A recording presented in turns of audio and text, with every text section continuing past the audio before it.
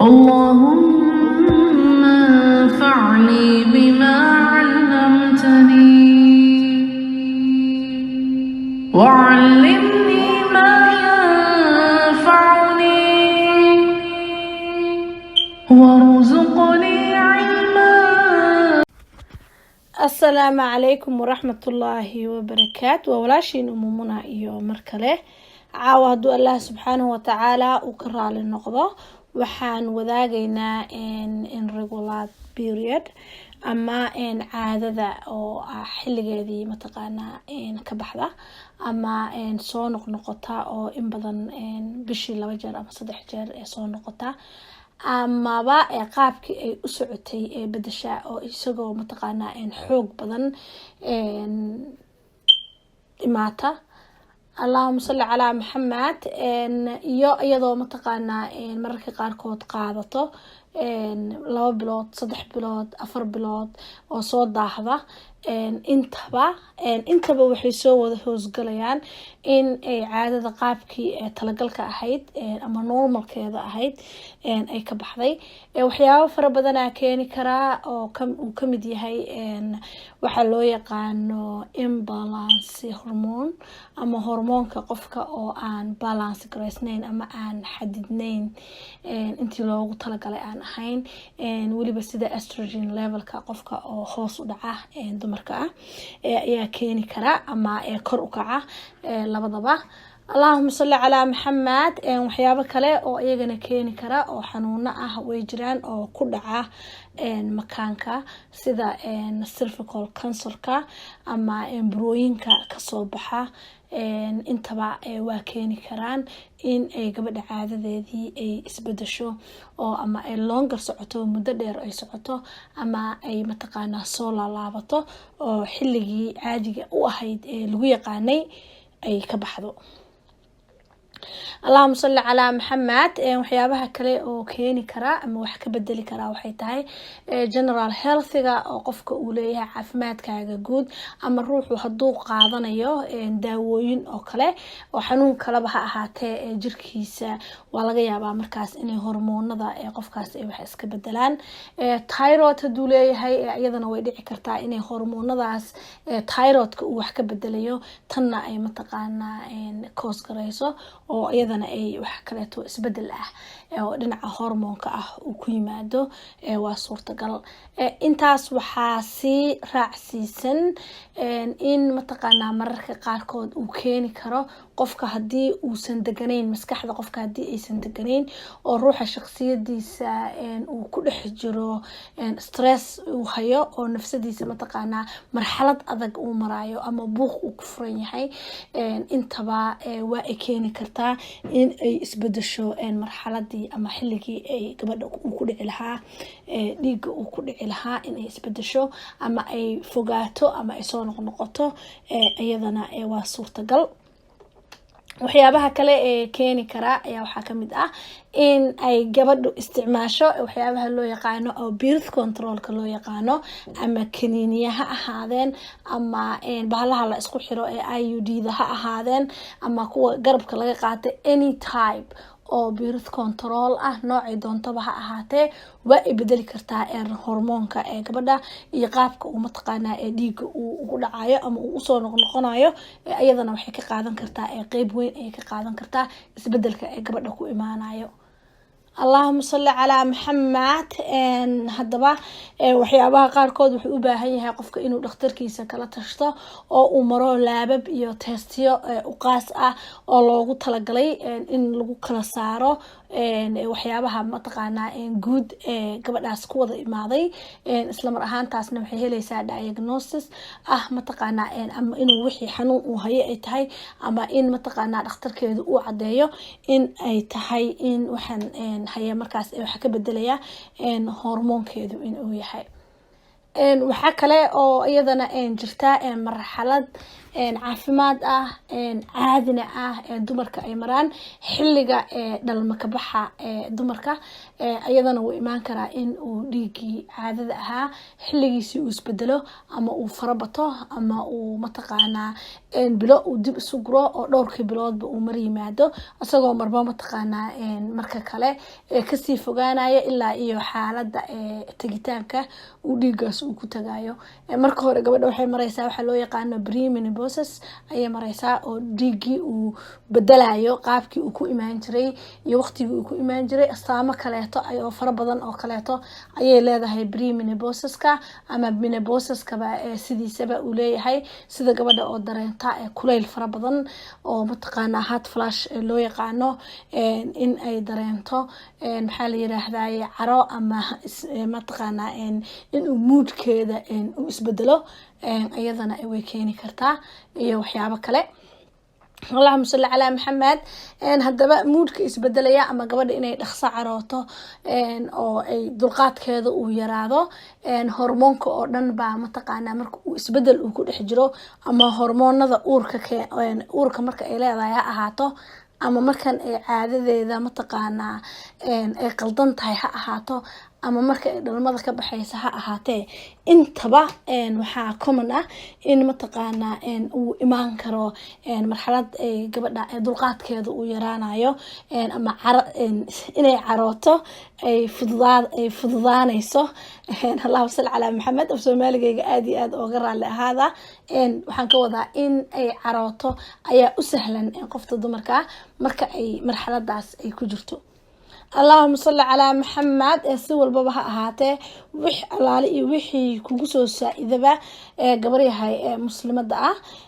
وإن أختار كاجا ستوس أو غلطة شتى سببت أو إنتاس أو هذا أنكسو هذلي أو كاين أما نوع با وأدعي كرتا أو منا مدكرة أيسن كلامي هين ولكن وذاجان سبدل كا هرمون كا أي وذاجان اللهم صل على محمد هدبا maxaa ku garan kartaa sometimes in uu hormoonkaaga uusan balance ahayn waxa laga yaabaa marka ay gabadha hormoonkeedu uu qaldan yahay in ay wajigeeda ama finan ka soo baxaan ama waxa Soomaali hadaan u naqaano haaraha ama madmadowga ee wajiga ka soo baxa in ay yeelato ayaa suurtagal ah اللهم صل على محمد وحيابه كله oo keeni kara nabraha wajiga ka soo baxa ama mataqaanaa haaraha na way jiraan hadii Ilaahay subhanahu wa ta'ala uu ka raali noqdo qaybaha aan halkan aan ku wadaagayno ayaa waxaan u kala qaadaynaa laba qaybood cuntooyinka qaar ayaa waxay saxaan hormoonka gabadha ayay saxaan marka uu qofka uu helo cuntooyin caafimaadkiisa caawinaya ayaa waxa u saxmaya hormoonka u saxmaya hadii mataqaanaa cuntooyinka qaar gabadha uu jirkeeda aysan helinna waxa laga yaabaa in mataqaanaa hormoonadaasi ay mataqaanaa levelkooda aad iyo aad u xumaado oo isla mar ahaantaas ay keento xanuuno fara badan oo kala duwan inay keento oo ku fogaado gabadha ayaa suurtagal ah hadaba cuntooyinka caawini kara ayaa waxa kamid ah cuntooyinka loo yaqaano omega 9ka oo ay kamid tahay allahumma salli ala maxamed fishka ama kalluunka ama malayga hadba sida u taqaanidba ama waxaa jira fish oil oo mataqaanaa saliida maxaa la yiraahdaa laga sameeyo malayga laga sameeyo oo kaniini ahna waa uu jiraa isla mar ahaantaas waxyaabaha kale oo qaadan kartid ayaa waxay kamid tahay saliid saytuunta afakaadhada maxaa la yiraahdaa walnutka oo kale ama lowsyada kala duwan iyagana mataqaanaa waxyaabaha aadka u anfaco oo laga helo omega 3 omega 6 omega 9 intaba mataqaanaa ma sha Allah tabarakallah aad iyo aad bay mataqaanaa u anfacayaan dhinaca fruitska ayaa iyagana waxa anfacaya waxyaabaha anti toxinka ah oo jirka sunta ka bixiya sida mataqaanaa blueberryga strawberryga ayagana aad iyo aad bay mataqaanaa u anfacayaan liinta oo qofka uu ka helayo vitamin C-ga iyo isla mar ahaantaas green leaveska iyo carrotka green leaves marka aan leeyahay inta salar ah noocu doona ha ahaado maxaa la yidhahdaa salarada kala duwan ba qofka aad iyo aad ay mataqaanaa ay u anfacayaan waxaa kale oo aad iyo aad muhiim u ah isbaysiyada ayaa aad iyo aad mataqaanaa muhiim u ah sida mataqaanaa filfisha waana xanuun baabi'iye sida filfisha huruuda maxaa la yirahdaa allahumma salli calaa maxamed dhagayaraha maxaa la yiraahdaa basbaaska waxyaabaha kulul oo dhan maasha allah aad iyo aad bay mataqaanaa u anfacayaan marxaladaas marka ay ku jirto fruitska qaybaha kamid ah ama ha ahaado fruitka qalalan oo fruitka oo la qalajiyo ha ahaado ama fruitka oo qoyanba ha ahaadee ayagana mataqaanaa carrotka iyo any kind of fruit aad iyo aad mataqaanaa ay u anfacayaan fruit iyo vegetable ba mar walba inay caafimaadkeena ay kor u qaadaan sida qajaarka oo kale maasha allah tabaarakallah ashyaada aadka muhiimka u ah in ay gabadha qaadato marxaladaas marka ay ku jirto ayuu kamid yahay waxaa kale oo iyadana muhiim ah inay gabadhaasi hesho waxyaabaha ay kamid yihiin sida flaxseedka oo kale maasha allah tabaarakallah aad iyo aad u mataqaanaa asagana anfacaadiisa ay u badan tahay sida dhinaca grainka sida mataqaanaa maasha allah maxaa la yiraahdaa barleyda oo kaleeto aad iyo aad buu u fiican yahay qamadiga maasha allah tabaarakallah flaxseedka sunflowerka